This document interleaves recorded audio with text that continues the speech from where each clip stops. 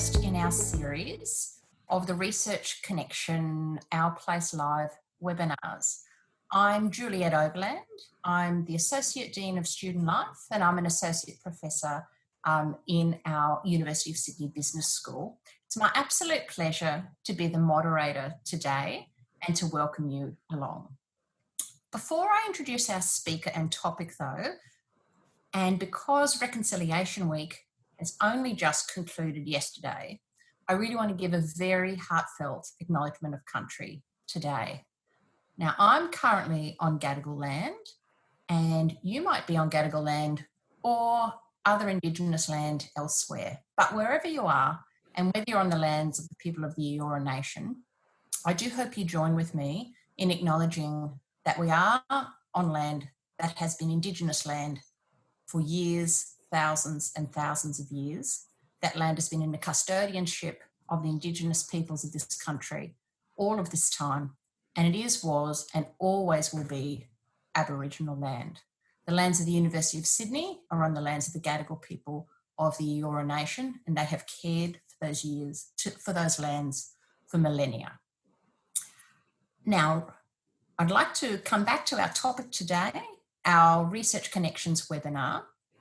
And this is an initiative that I've been involved with from the start, and I'm really, really proud of this initiative because it enables us to connect the research of the academics in our business school to our students as well.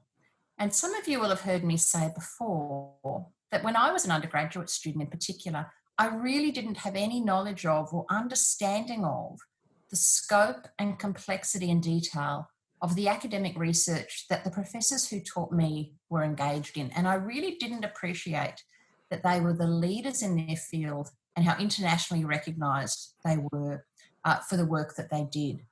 And it really changed my perspective on my studies when eventually, as a much older postgraduate student, that was something that I realised. So I'm really pleased and proud to be able to connect you to the research of our academics.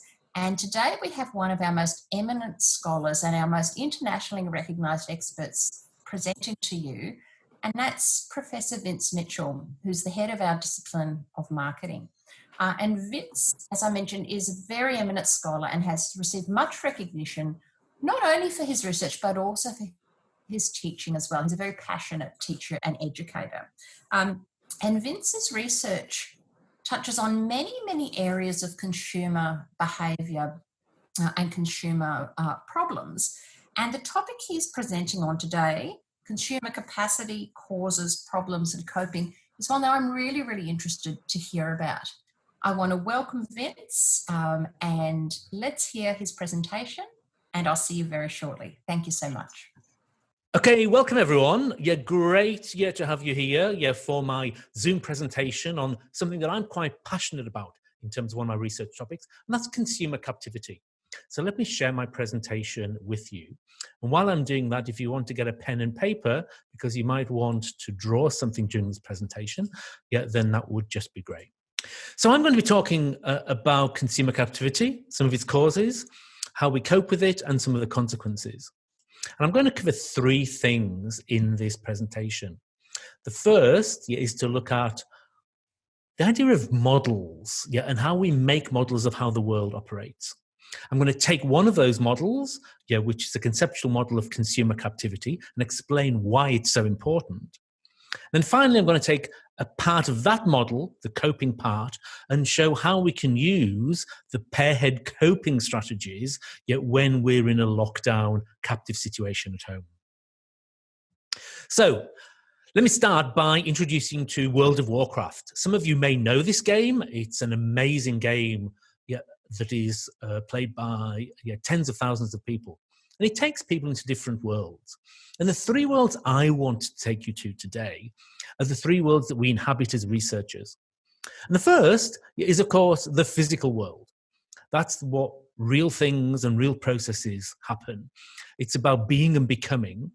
And that is the kind of thing that researchers want to understand. Often, we have a mental model of how those worlds operate. And this is our subjective knowledge. It's very personal knowledge, and each of us has a different mental model of how the world, the real world, operates. as scientists and social scientists, we want to identify the objective world that represents that real world, and we build what's called a conceptual model, and we try and test that conceptual model. So those are our three worlds. Let's take an example of that. So say we want to build a mental model of how life operates. Sometimes we use an analogy. So you might think, well, life is a bit like surfing. So if you think about what are the elements of the model, if life is like surfing, then there's you. There's some skill involved in that. You're enabling yourself to actually ride the wave of life by having a surfboard. You need to develop skills against this big force of nature, which can sometimes overcome you. And that's one way that you can actually represent how life works and how life is for you. Another way might be to think of life as a chessboard. So here we have a very different view, a very different mental model. Here there's a lot of order. There are pieces, and you're actually part of an army or a team, and there's an opposing team. Each piece in that team actually has different ways of moving, different powers, and the best way for you is to work with the team and think about a strategy to maximize life in order to win life against the opposing team. So those are very different ways, different mental models of how life operates. But they have something in common, and that is most models or representations, you have to identify what the factors of the agents are. So in that case, it might be a chess piece. You identify what the relationships are between those factors. So how do the chess pieces interact? You look at what the factor importance and the relationship importance may be. And that might be the chess pieces, which are most important and which ones can move more than other ones. And then finally, there's this issue of causality between the factors. How does one influence the other? So what causes these pieces to move? So I just want you to think perhaps for a moment to jot down what your mental model is of consumer captivity.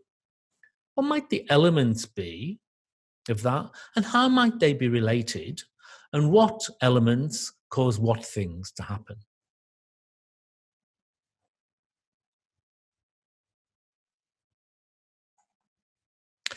Okay, so let me explain now what my conceptual model is of consumer captivity.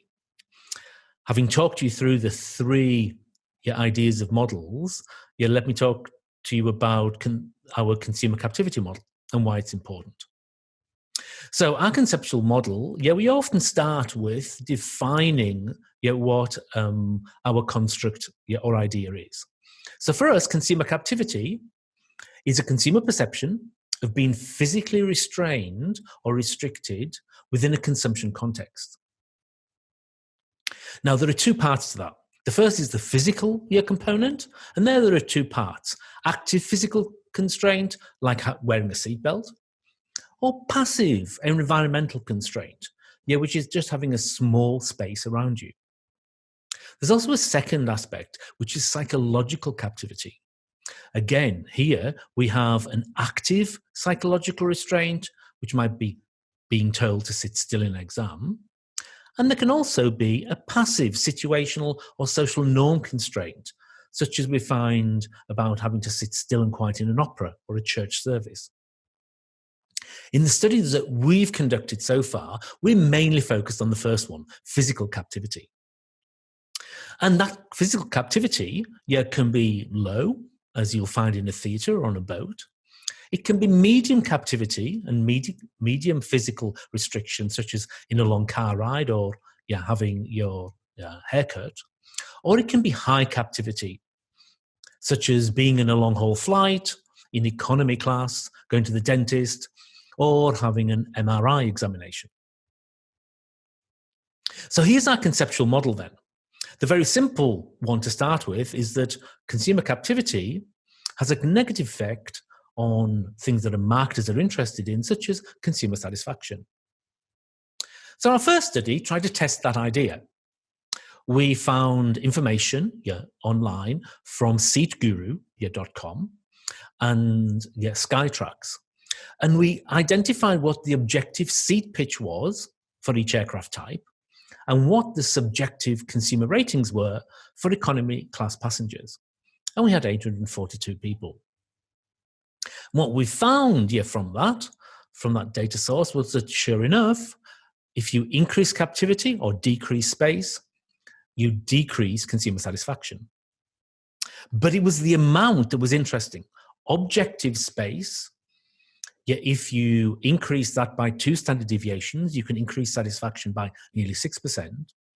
But you increase the feeling of subjective space by 2 standard deviations, you can increase satisfaction by a massive 81%. So our second idea was that why does this effect happen? And here we thought it could be something to do with the problems that captivity causes. So the more captivity, the more problems, and the more problems, the less satisfaction.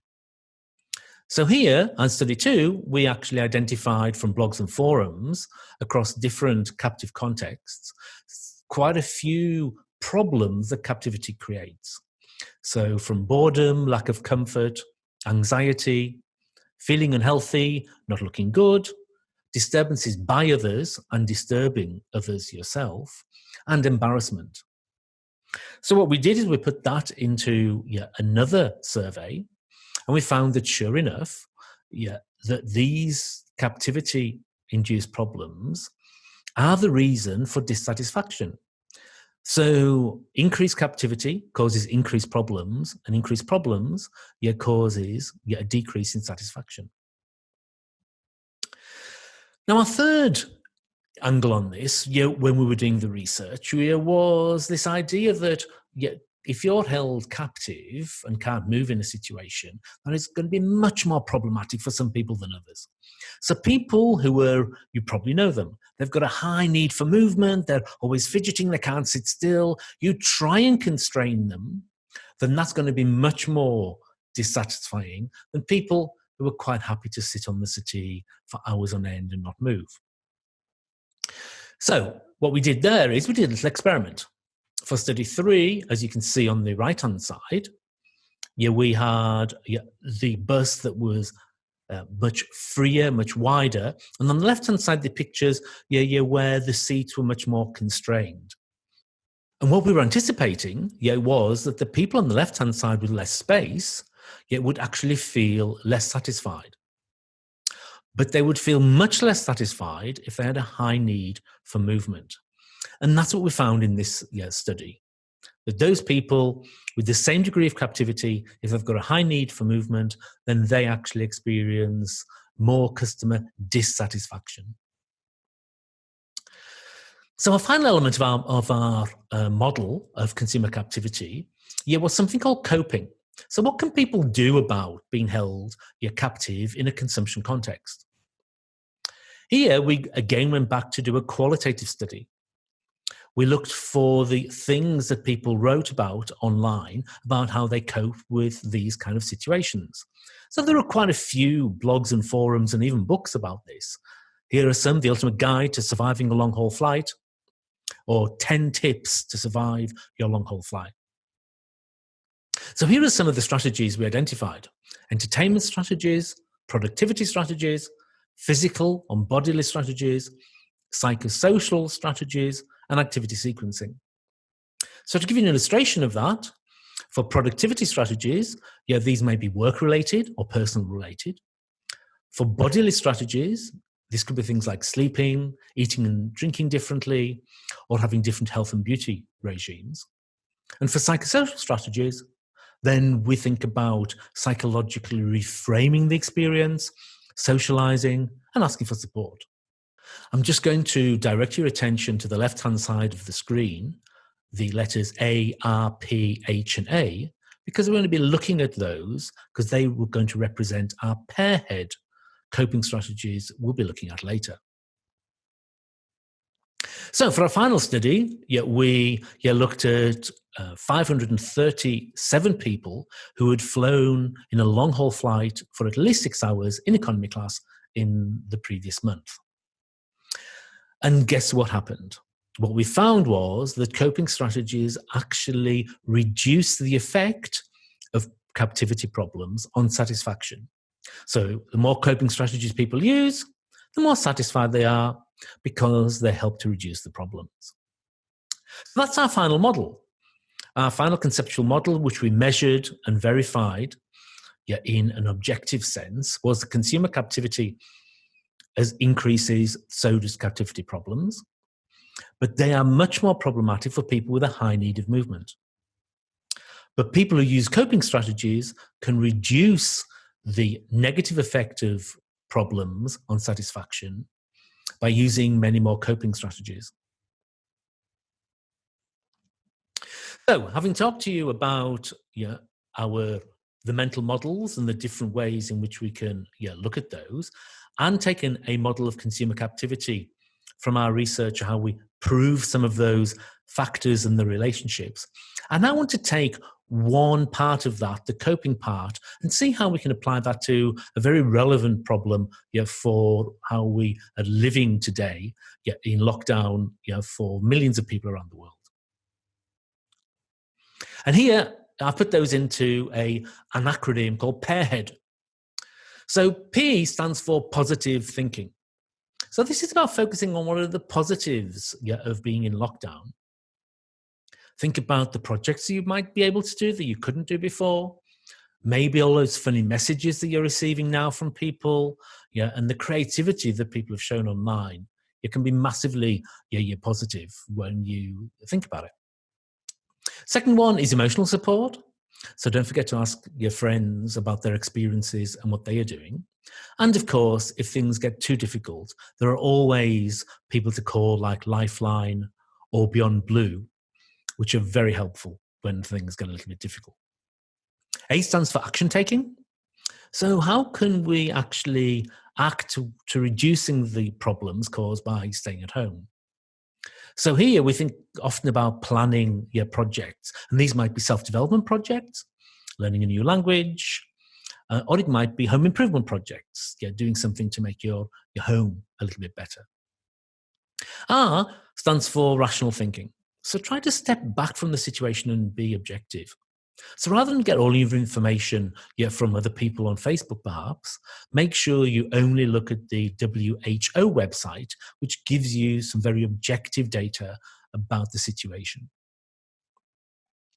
H stands for help asking.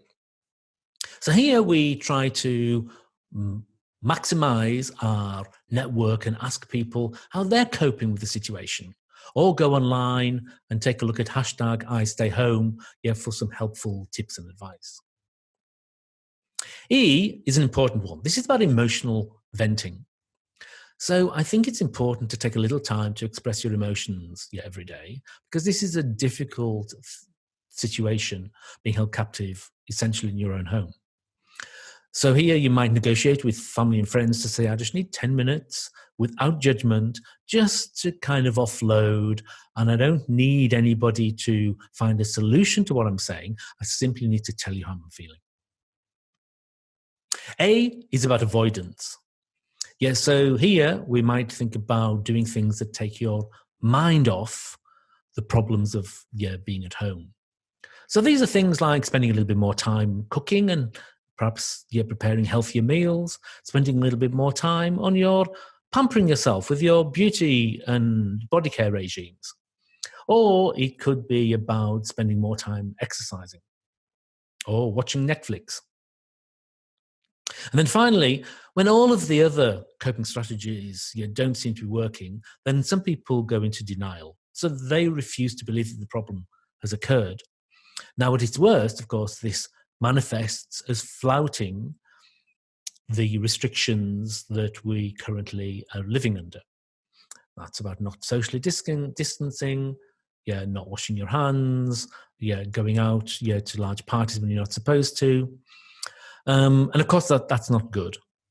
A slightly better way of using the denial strategy is perhaps devising your own Corona sunrise cocktail, which you can find, or a Corona Rita, and having a little drink, and just putting your feet up and trying to blank out, the world. So there we are. There we have all of our PEARHEAD coping strategies. With thinking positively, emotional support, action taking, rational thinking, help asking, emotional venting, avoidance, and denial. So if there are some there that you haven't thought of before and might be useful, then please, that's a little take-home message. And please share them, with family and friends. So I'm going to end the presentation now. What I've tried to do is explain the idea of your mental models. I've tried to analyze one particular model, which is a model of consumer captivity, and then take an element of that to put into our PEARHEAD coping strategies for COVID captivity.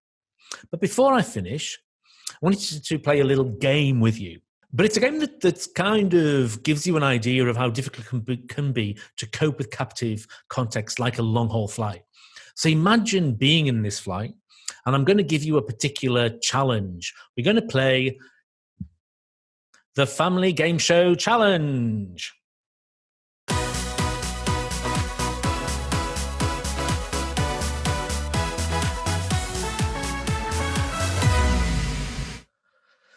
So the problem we have is, what do you do with the armrest? So are you a person who is happy to share half and half? But which half? The front half or the back half? And for how long? When do you change and how do you change? Or would you like the whole armrest and then have an alternate of the whole armrest? Or is there some other way? So I'm going to give you a couple of seconds to think about that captive problem and how you would solve it.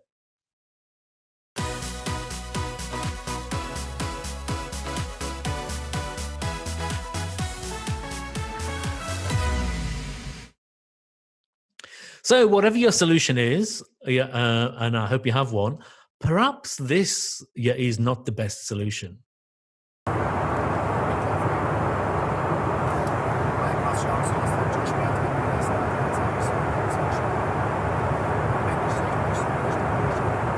So we've come to the end of the presentation. I'm very happy now to take any questions, and I thank you for staying with us on this exciting journey into the research that has real applications from the University of Sydney Business School.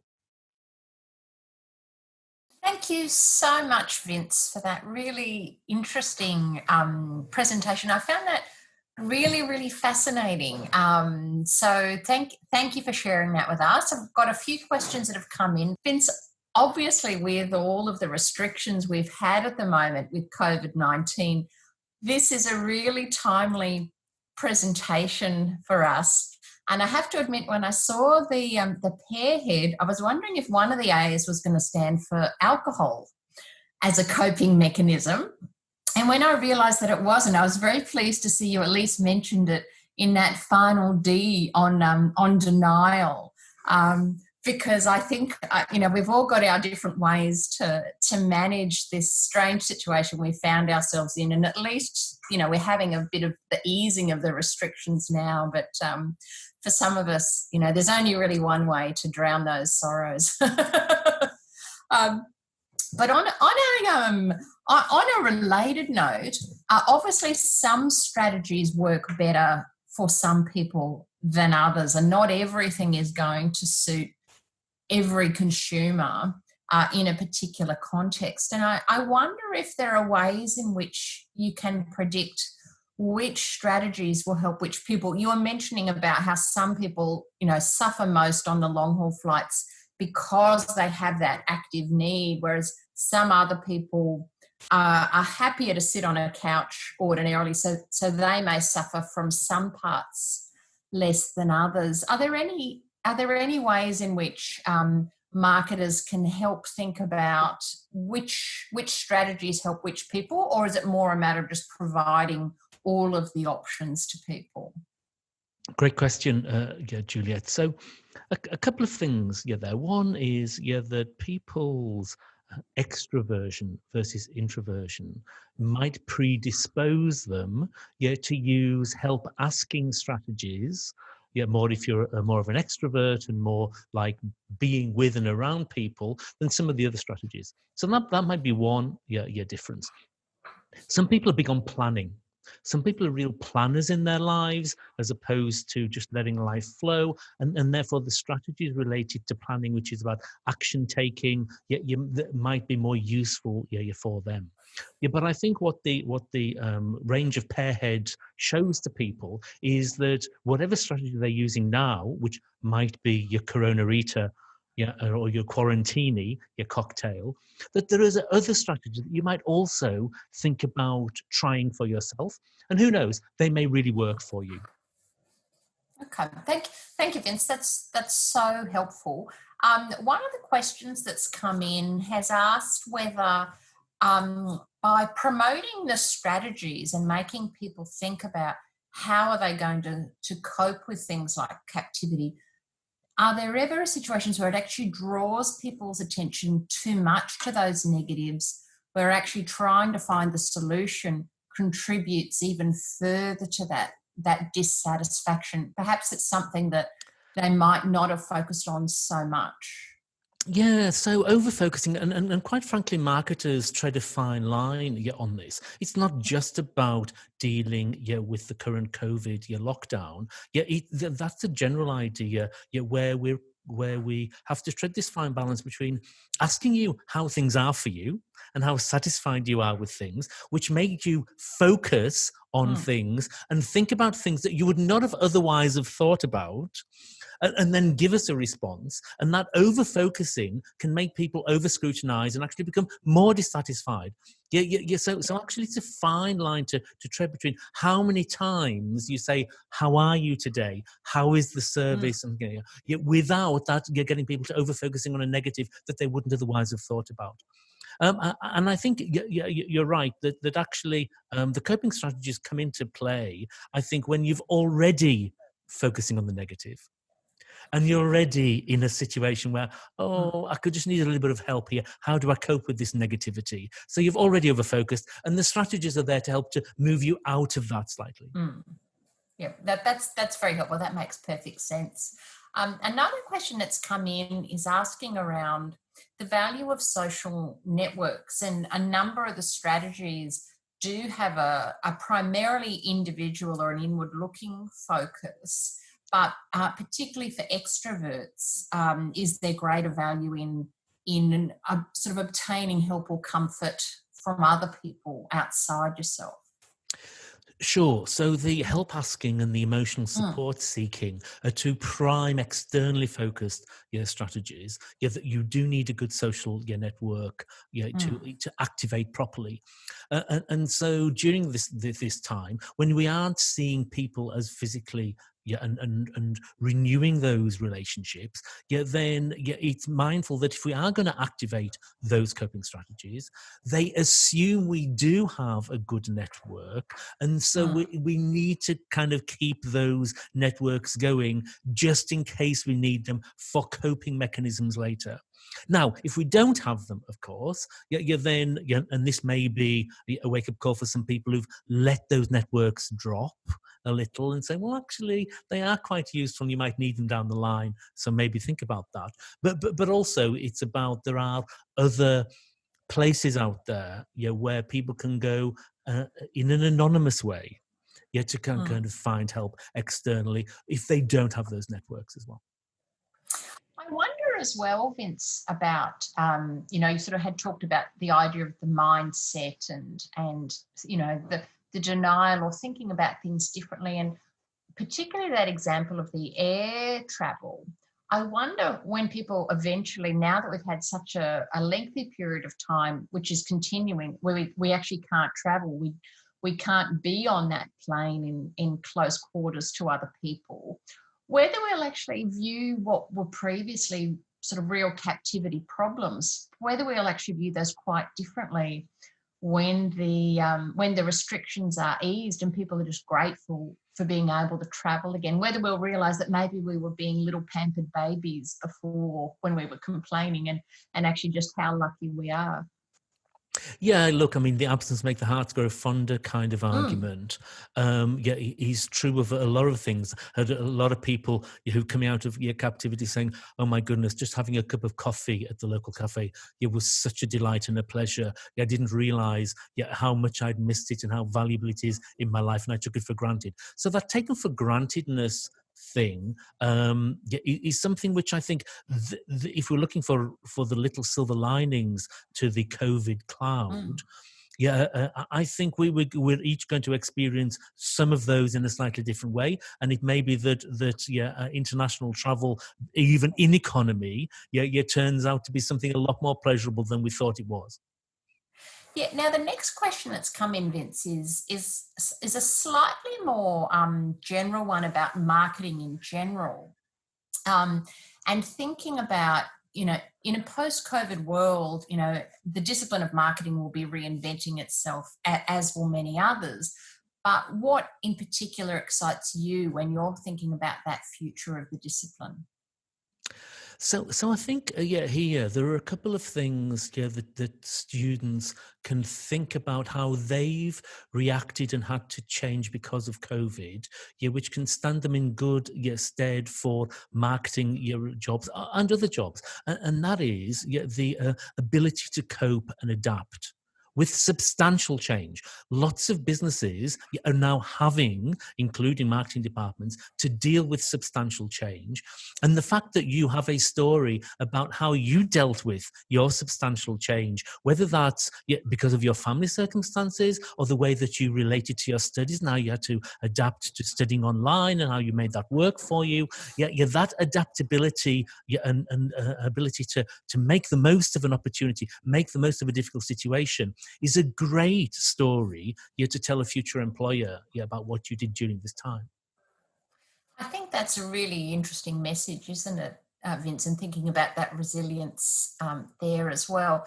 We've got time for a final question, and I think this is a really interesting one because it's asking about, as we move back gradually towards a status quo, and particularly I think for all of us at the university, whether we're staff or students, part of that involves a move gradually back onto campus, but which some people are excited about, but some people are also very anxious about it because it also involves getting back onto public transport, getting back into close proximity with other people. And some people will be needing some coping strategies there as we transition back to what will be our new normal. Are there any particular parts of the PEARHEAD strategy that you recommend for people in that particular context? Yeah, so look here, this action taking, which is about how you Mm. solve the problem. Looking at what the government has provided in terms of keeping your social distance and your face mask when you can't, washing hands regularly. All of that is very good action taking. And the fact that we're already doing that and we can keep on doing that as a physical protection. But the other thing is to focus on the positive kind of mindset. So what have you been able to do in this time that you would not have been able to do had you not been in this situation? That again is about a positive growth mindset, that I was able to occupy my time in a positive way. That is not only good for your own mental health, it's part of a good coping strategy, but it's also you're going to move you slightly forward in your journey in life towards a better job or in your degree than what might otherwise be the case. That's fantastic. Well, Vince, it's been my pleasure to moderate this session today. Is there any final message that you'd like to leave all of our listeners with today? Yes, I'd just like to say, first of all, thank you for tuning in and being interested in my research. I hope you think that some of the research we do here has real world applicability, and I hope that some of those PEARHEAD strategies actually were a little bit new or could be useful to you to make you feel better if you're feeling a little down. Thank Thank you so much, Vince. Thank you to everyone who has been part of the webinar today. It really has been my pleasure to be a part of it and to moderate. This is the last one in this series of our Research Connections and Our Place Live. We'll be launching another series for semester 2, which we'll be announcing shortly, and we'll be in contact with all of you about that as well. So I hope you've enjoyed this series. I really hope you've enjoyed this particular session with Vince. And I also hope that we'll have you either online or maybe even perhaps in person for some of the semester 2 sessions as well. So thank you, everybody, and good night.